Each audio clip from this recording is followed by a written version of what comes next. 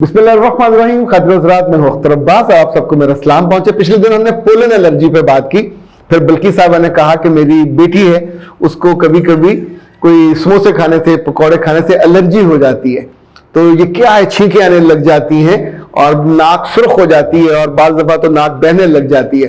इसी तौर पे आसिया ने पूछा था कि सर क्या जानवरों से भी एलर्जी हो जाती है? बेटा बिल्कुल हो जाती है। जो आपके पेट्स होते हैं, अगर आपने इनकी प्रॉपर इंजेक्शन ना लगवाए हुए हों, चूंकि साल में एक दफा लगते होते हैं और फिर उसका बकायदा स्पेसिफिक नाम होता है। अच्छा, जो भी पेट्स होते हैं इनकी वैक्सीनेशन होती है रेगुलर, उसके बकायदा कार्ड्स बनते हैं, डेट्स होती हैं, तो उससे फिर आपकी एलर्जी नहीं होती।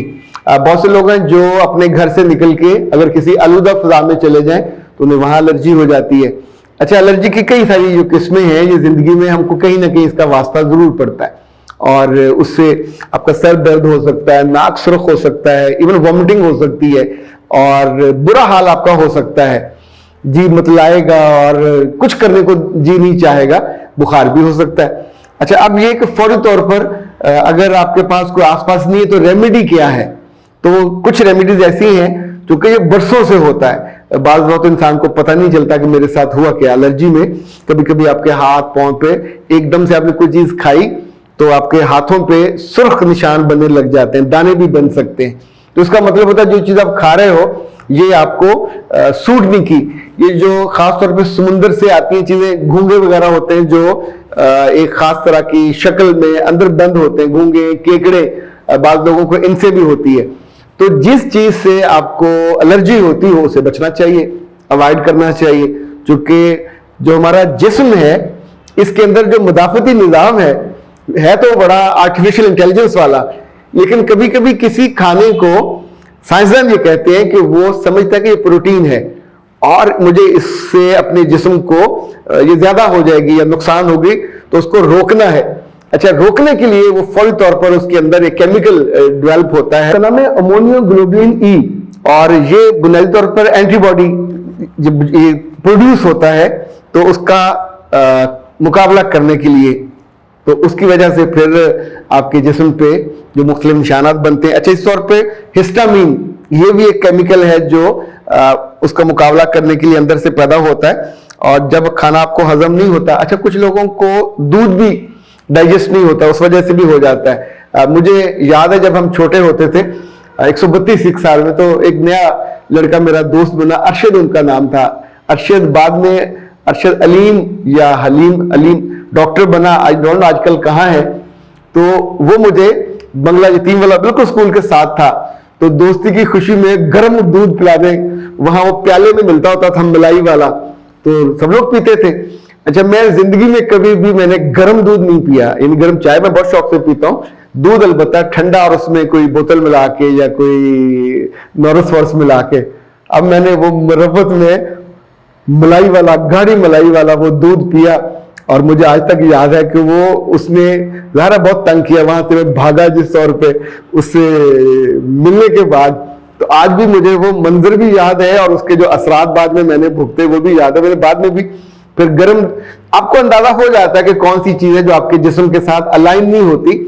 अच्छा, जो जब कभी ऐसा हो जाए तो अगर आपके पास शहद हो तो फौरन उसके ऊपर लगा लीजिए, ये बहुत अच्छी रेमेडी है, कुदरती रेमेडी है एलर्जी के इलाज के तौर पे।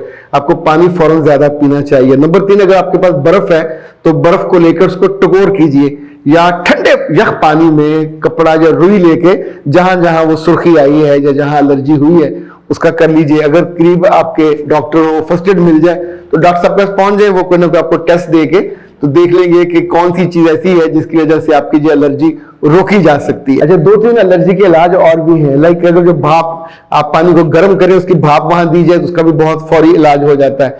इसी तौर पे यूकलिप्टस ऑयल, इसको पानी में मिक्स करके गुस्ल कर लिया जाए तो वो भी बहुत एक अच्छा इलाज हो जाता है। और यूकलिप्टस तो आपने सुना पौधा है, उसका ऑयल होता है। इसी तौर पे जो अर्के गुलाब है ये घर में जरूर रखना चाहिए। वैसे तो अगर एलर्जी कभी आंखों को हो तो अर्के गुलाब से आप कॉटन में या वो जो रुई होती है उसको करके उसे भी कर सकते हैं, उसे आंखों को वॉश भी कर सकते हैं। लेकिन जब भी कभी ऐसा हो तो फौरी तौर पे, ये तो फौरी रेमेडी है, अगर डॉक्टर अवेलेबल ना हो, रात को हो गया, शाम को हो गया और डॉक्टर अवेलेबल नहीं था तो फिर, चूंकि आमतौर पे बच्चों को ज्यादा होती है ये एलर्जी खवातीन को ज्यादा होती है, मर्दों को कम होती है। लाइक बात को फिश खाने से, फिश की को खास किस्में खाने से हो जाती है, या फिश के साथ आपने कुछ और उल्टी सीधी चीज खा ली। वैसे तो जो इल्म इतना शानदार है कि अब वो कॉम्बिनेशन भी आती है कि आपने दही के साथ ये नहीं खाना, फिश के साथ ये नहीं खाना, तो उन कॉम्बिनेशनों को भी जरूर याद रखना चाहिए, अपने पास नोट कर लेना चाहिए। एलर्जी बुनियादी तौर पर तो एक यूं समझे आपके जिस्म की तरफ से जवाब है कि आइंदा बी केयरफुल। अगर चूंकि एलर्जी कोई खराब चीज पहली दफा खाने से नहीं होती, जब वो खा के जिस्म के अंदर चली जाती है तो फिर जिस्म का निजाम समझता है कि इट वाज रॉन्ग। अगली दफा जब वो आती है तो फिर आपके जिस्म पे एलर्जी का इजहार होता है, और फिर जैसे मैंने आपको बताया कि 2-3 ऐसी केमिकल्स हैं जो जिस्म उनको प्रोड्यूस करता है। तो जी, तो बिल्किस साहब आपकी वजह से आज हमने एलर्जी के बारे में काफी कुछ जाना। वैसे विटामिन सी ये भी एलर्जी के लिए बहुत शानदार माना जाता है। विटामिन सी अगर घर में मौजूद हो, या विटामिन सी वाला कोई फल मौजूद हो, या जूस मौजूद हो, तो ये भी एलर्जी की रेमेडी बहुत अच्छी है। वैसे तो अल्लाह ताला बच्चों को और बड़ों को और खवातीन को, इन सारे जो प्यारे लोग होते हैं, इनको बीमारियों से महफूज रखे। और ख़ास तौर पे ये जो कभी कभी इस तरह की चीज़ें आती हैं, उस वक्त एक तो दिल बिल्कुल धक से रह जाता है। इन चीज़ों से बचा जा सकता है, अपने आप को, अपने प्यारों को बचाया भी जा सकता है। अख्तर अब्बास को दीजिए इजाज़त। अस्सलाम।